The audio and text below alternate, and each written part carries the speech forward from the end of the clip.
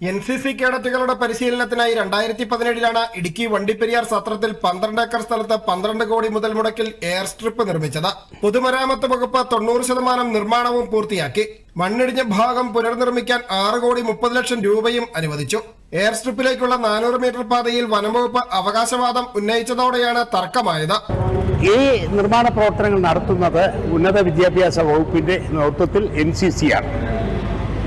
ഈ NCC നടത്തിക്കൊണ്ടിരിക്കുന്ന നിർമ്മാണ പ്രവർത്തനങ്ങൾ ഏതാണ്ട് 90% പൂർത്തിയായി.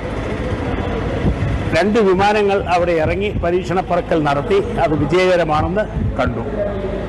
ഈ സന്ദർഭത്തിലാണ് ഫോറസ്റ്റ് ഡിപ്പാർട്ട്മെന്റ് അവിടേക്കുള്ള റോഡ് 400 മീറ്റർ പണിയുന്നതിന് തടസ്സവാദം ഉന്നയിച്ചത്.